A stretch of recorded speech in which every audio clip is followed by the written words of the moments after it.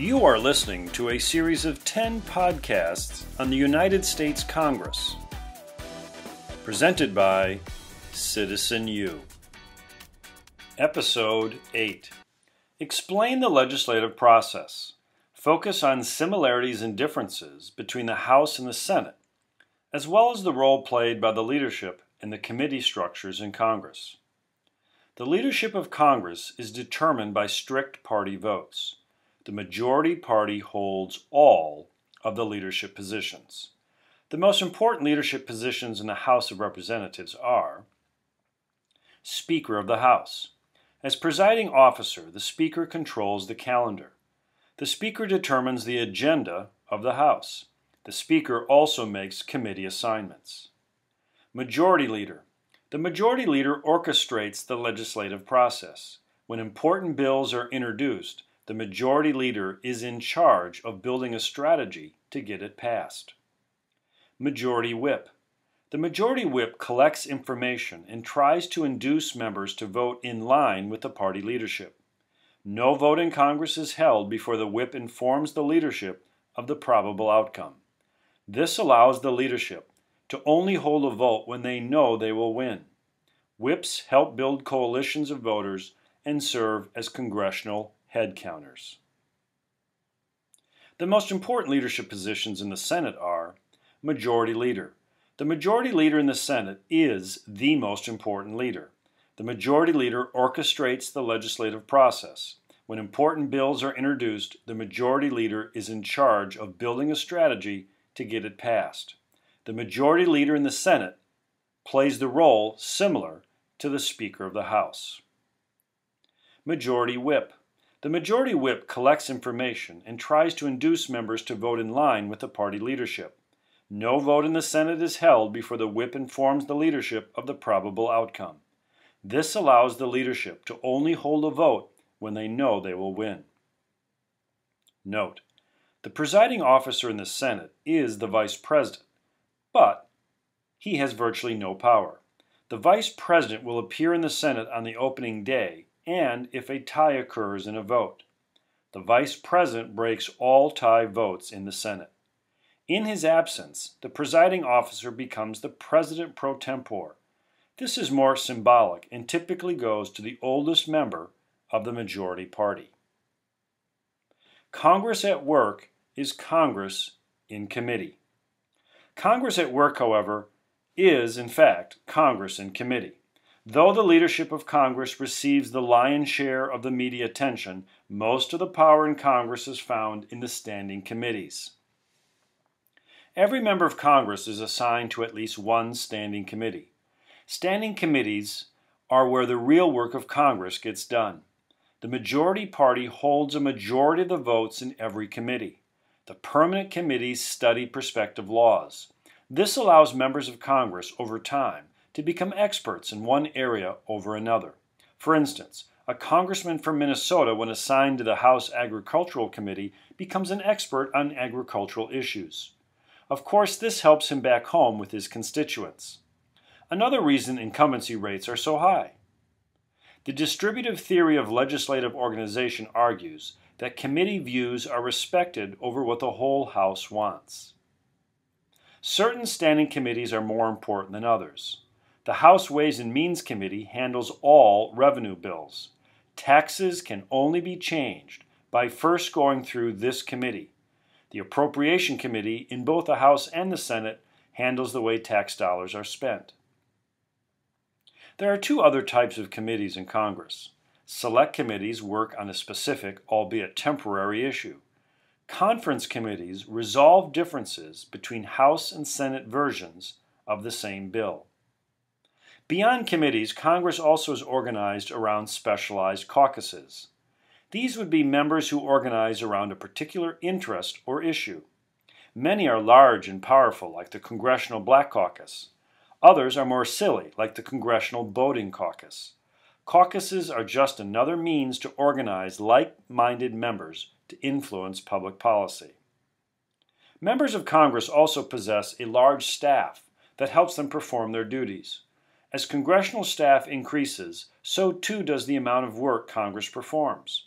With help from staff, more and more legislation is proposed every year. This has made Congress much more individualistic. This decentralized Congress now provides greater access points for corrupt behavior. The legislative branch is ultimately responsible to make laws. The time taken in the legislative process varies enormously. The complexity of the legislative process also gives the opponents an advantage. Only members of Congress can introduce a bill or propose a piece of legislation. Bills must pass both chambers of Congress in order to become a law.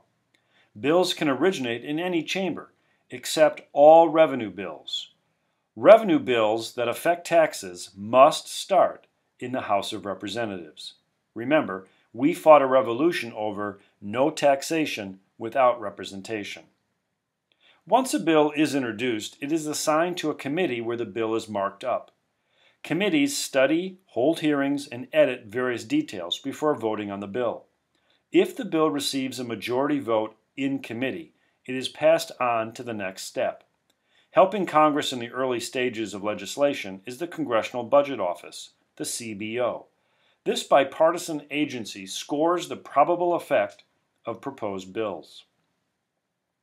If the bill is defeated in committee, true for most, a member can call for a discharge petition. A discharge petition allows members from the floor of each chamber to reject a committee decision and bring a bill to a vote. Discharge petitions are highly unusual. In the House only, there is a Rules Committee. The Rules Committee determines if a bill on the floor will have an open or closed rule. An open rule means a bill can be amended on the floor debate.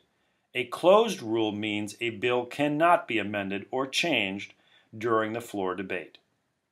Most bills in Congress involve the authorization of money.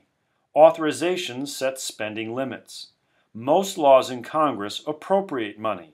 An appropriation is the amount of money that is actually spent. Often appropriations are given inside large bills to small projects that affect only one congressional district.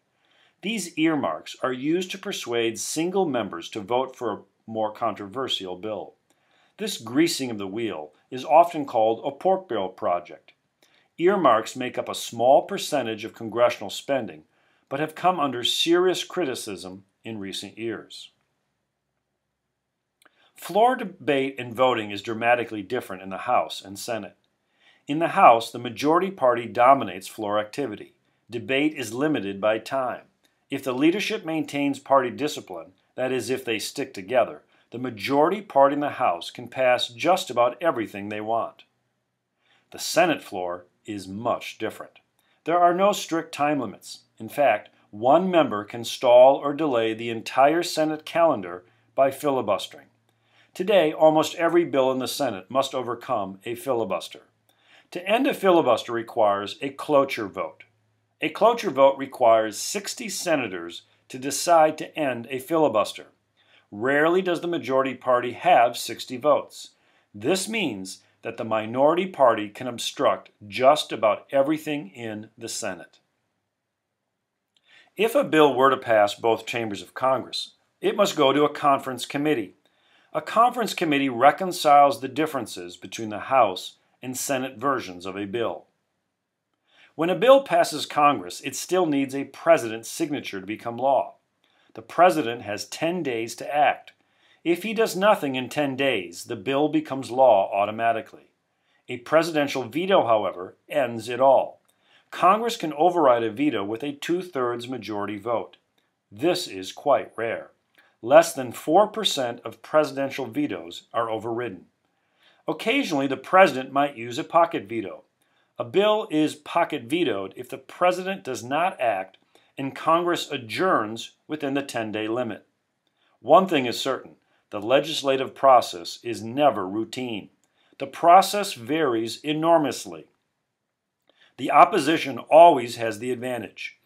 As the legislative process has grown more and more decentralized, with numerous hurdles and access points for officials to affect outcomes, opportunities for corruption and obstruction have proliferated.